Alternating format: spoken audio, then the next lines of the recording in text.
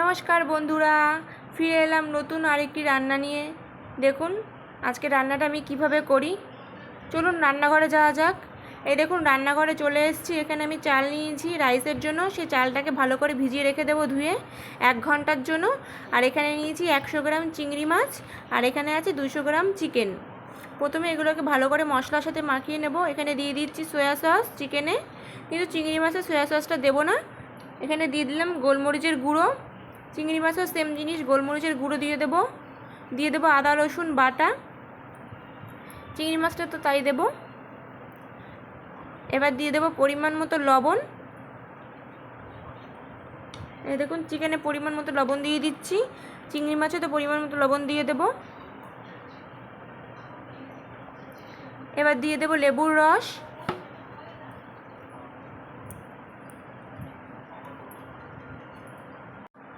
এই দেখুন লেবুর রসটাও দিয়ে দিলাম দুটোতেই।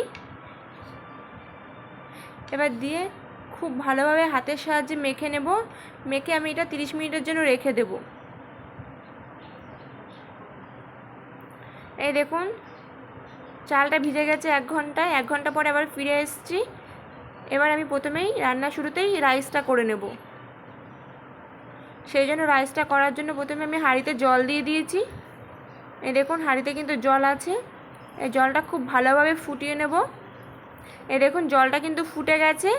এবার এর মধ্যে আমি লবণ দিয়ে দেব আর দেব লেবুর রস। আর কিছুটা পরিমাণে আমি এখানে সাদা তেল দিয়েছি। সেটা আর ভিডিও করা হয়নি। এবার দেখুন এর মধ্যে আমি এই যে চালটা ভিজিয়ে রেখেছিলাম রাইসের জন্য, সেই চালটা দিয়ে দিচ্ছি।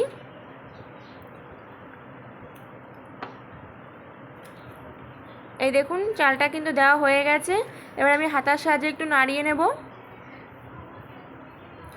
এবার ভাতটা 70% মতো করে নেব। আর এখানে চলে এসেছি চিকেনটা করার জন্য। প্রথমে চিকেনটা আমি একটু মশলার সাথে মাখিয়ে নেব। সেই জন্য চিকেনের মধ্যে দিয়ে দেব লবণ, দিয়ে দেব হলুদ।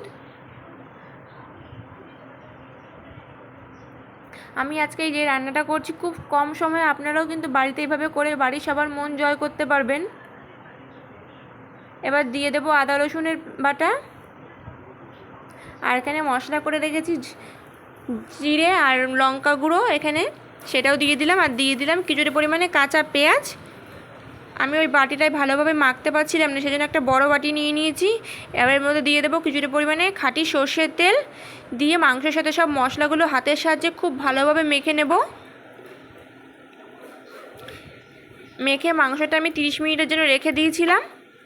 এবার চলে এসেছি চিকেন রান্না করতে। প্রথমেই কড়াই বসিয়ে দিয়েছি। এই দেখুন কড়াইটা খুব ভালো করে কিন্তু আমি গরম করে নিয়েছি। এবার এর মধ্যে দিয়ে দিচ্ছি কিছুটা পরিমাণে সর্ষের তেল। এবার তেলের মধ্যে আলু দিয়ে দিয়েছি চিকেন করার জন্য। আলুর মধ্যে দিয়ে দেব লবণ। আলুটাকে খুব ভালো করে ভেজে নেব। আমি এখানে হলুদ দেই না আলুতে, কারণ চিকেন রান্নার শুরুতেই যদি আলুর মধ্যে আমি হলুদটা দিয়ে দেই, তেলের মধ্যে হলুদটা পড়বে।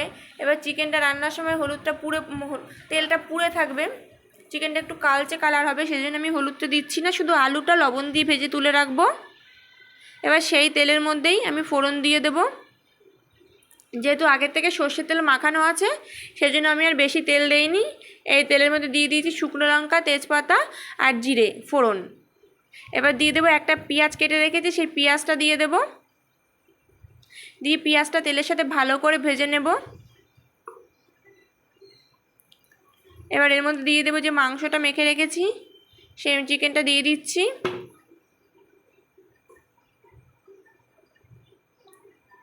আর যে মশলাটা গামলায় লেগে আছে ওটা ধুয়ে আমি বাটিতে করে অল্প একটু জল দিয়ে দেব। এ দেখুন খুবই সামান্য জল দিয়েছি। আর চিকেন থেকে যেটুক জল বেরোবে সেটুকুই আমার চিকেনটা সেদ্ধ হয়ে যাবে। এবার খুব ভালোভাবে নাড়িয়ে আমি ঢাকা দিয়ে দেবো 5 মিনিটের জন্য। এ দেখুন ঢাকা দিয়ে দিচ্ছি 5 মিনিটের জন্য। এ দেখুন 5 মিনিট পরে আবার ফিরে এসেছি। চিকেন থেকে অনেকটাই জল বেরিয়ে গেছে। এবার ভালো করে আবার একটু কষিয়ে নেব যাতে নিচ থেকে লেগে না যায়। আপনারা দেখলেই বুঝতে পারবেন।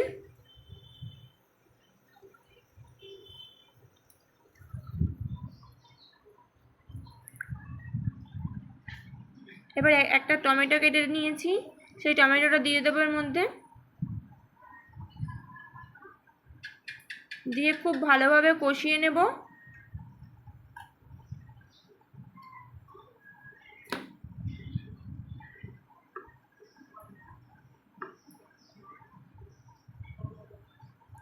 দেখুন টমেটোটা কিন্তু প্রায় গলে এসছে। টমেটোটা দেওয়ার কারণ হচ্ছে চিকেনটা একটু লাল লাল হবে, কালারটা খুব সুন্দর আসবে, সেই জন্য আপনারাও দেবেন, দেখবেন ভালো লাগবে কালারটা দেখতে।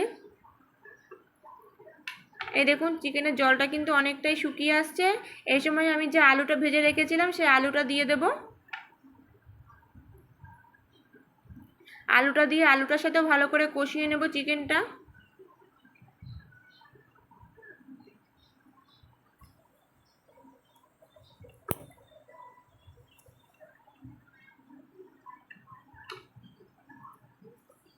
এই দেখুন আমার কিন্তু চিকেনটা খুব ভালো করে কষানো হয়ে গেছে, তেল ছেড়ে গেছে, আপনারা দেখলেই বুঝতে পারবেন যে চিকেনটা কিন্তু খুব ভালো করে কষানো হয়ে গেছে। এবার আমি একটু জল দিয়ে দেবো, আগে থেকে জল গরম করে রেখেছিলাম, সেই গরম জলটা দিয়ে দিচ্ছি এর ভিতরে। এবার চিকেনটা খুব ভালোভাবে ফুটিয়ে নেব।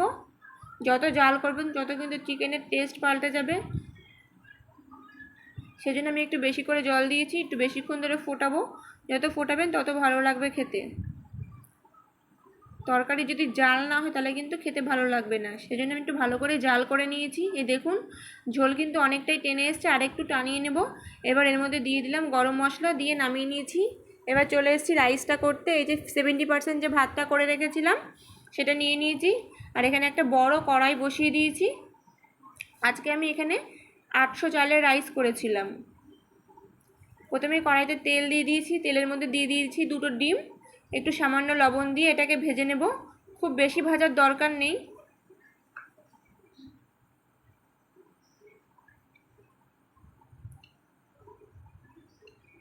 আপনারা যেরকম চাউমিনে দেওয়ার জন্য ডিমটাকে ভাজেন ঠিক সেভাবেই ভেজে নিতে হবে। এবার এই ডিমটাকে হয়ে গেছে, তুলে নেব।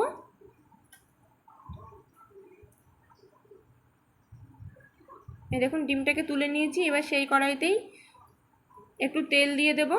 তেল দিয়ে ওর মধ্যে আমি আবার যে চিকেনটা মেখে রেখেছিলাম সেইটা দিয়ে দিলাম। চিকেনটাও কিন্তু খুব বেশি ভাজবো না, চিকেনের যে জুসি জুসি ভাবটা থাকে সেটা রেখেই ভাজবো। 5 মিনিট মতো ভেজে নেব। খুব বেশি ভাজলে কিন্তু চিকেনটা শক্ত হয়ে যাবে, তখন কিন্তু চিকেনটা খেতে ভালো লাগবে না রাইসের ভিতরে। এটা 5 মিনিট মতো ভেজে নিচ্ছি।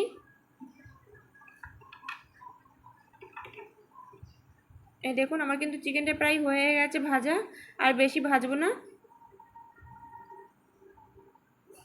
চিকেনের যে গন্ধটা ছিল সেটা চলে গেছে, চিকেনটা খুব ভালো করে সেদ্ধও হয়ে গেছে। এবার আমি এটা তুলে নেব। এই দেখুন চিকেনটা তোলা হয়ে গেছে। এবার সেই কড়াইয়ের মধ্যে আমি একটু তেল দিয়ে এর মধ্যে চিংড়ি মাছটাও ভেজে নিচ্ছি। এই দেখুন চিংড়ি মাছটাও ভাজা হয়ে গেছে, এবার এটাও তুলে নেব। আপনারা একবার এভাবে বানিয়ে খাবেন বাড়িতে, দেখবেন রেস্টুরেন্ট থেকেও বেশি ভালো সুন্দর হয়। এবার সেই কড়াইতে আমি ভালো করে গরম করে এর মধ্যে একটু সাদা তেল দিয়েছি। এবার দিয়ে দেবো কিছুটা পরিমাণে ঘি। আপনারা ঘিয়ের পরিবর্তে সাদা তেল দিয়েও করতে পারেন, কিন্তু আমি আজকে এইটাই ঘি দিয়ে দিয়েছি। ঘি দিলে একটু টেস্টটা অন্যরকম আসে। এবার প্রথমেই দিয়ে দেবো রসুন কুচি করে রেখেছি এখানে, ঘিয়ের ভেতর প্রথমে রসুন কুচি দিয়ে দিলাম। রসুনটা হালকা একটু ভেজে নেব। এবার দিয়ে দেবো এর মধ্যে আদা কুচি।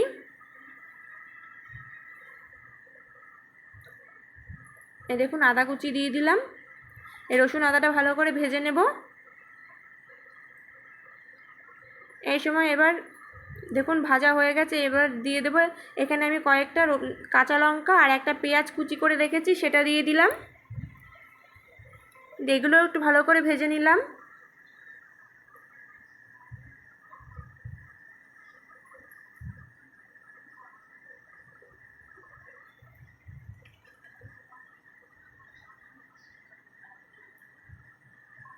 এবার এর মধ্যে দিয়ে দেবো কিশমিশ।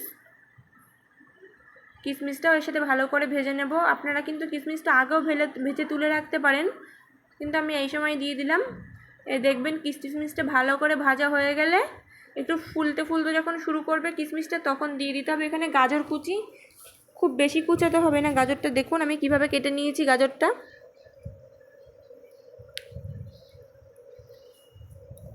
গাজরে কিন্তু এই সময় আমি কোনো লবণ দেব না, একটু পরে দেব, সব সবজিগুলো দেওয়ার পরে। এ দেখুন গাজরটা ভাজা হয়ে গেছে। এবার এর মধ্যে দিয়ে দেবো আগে থেকে কেটে রাখা ক্যাপসিকাম আর বিনস। খুব ছোট ছোট করে কেটে নিয়েছি, দেখলেই বুঝতে পারবেন। এবার সমস্ত সবজি একসাথে ভালো করে ভেজে নেব।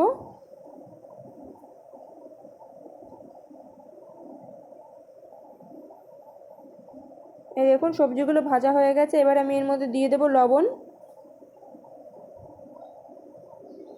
আর যেহেতু আগে থেকে রাইসটা করে রেখেছি, লবণ দেওয়াই আছে, তাও আপনারা দেখে নেবেন রাইসে যেন লবণ ঠিক থাকে। যদি কম থাকে তখন একটু রাইসে লবণ দিয়ে দেবেন। আমি এবার দিয়ে দিলাম এর মধ্যে কিছুটা পরিমাণে চিনি, আর দিয়ে দিলাম এখানে সয়া সস, আর দিয়ে দেবো এখানে কিছুটা পরিমাণে লেবুর রস।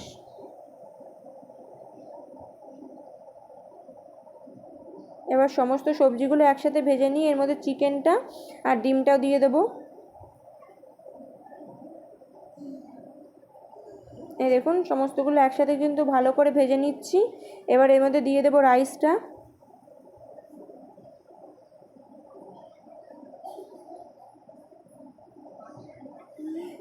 এই দেখুন এখানে সমস্ত রাইস দিয়ে দিয়েছি, আর দেখুন কালারটা কত সুন্দর এসছে।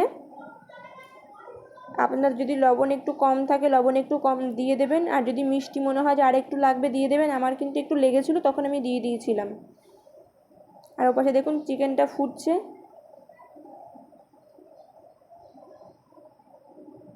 এবার এর মধ্যে দিয়ে দেবো আমি গোলমরিচের গুঁড়ো।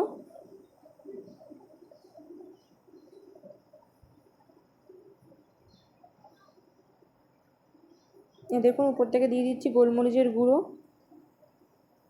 আমার রান্নাটা আজকে হয়ে গেছে, এবার আমি নামিয়ে নেব। আজকে আমার এই কম্বোটা আপনাদের কেমন লেগেছে আমাকে কমেন্ট করে জানাবেন। দেখুন মিক্স ফ্রাইড রাইসটাও হয়ে গেছে, চিকেন কষাও হয়ে গেছে। আমার রান্নাটা যদি ভালো লেগে থাকে আপনাদেরকে, তাহলে লাইক কমেন্ট আর শেয়ার করে দেবেন, আর আমার পাশে থাকবেন, আমার সাথে থাকবেন, আমি যেন এভাবে নতুন নতুন ভিডিও আপনাদের সাথে শেয়ার করতে পারি।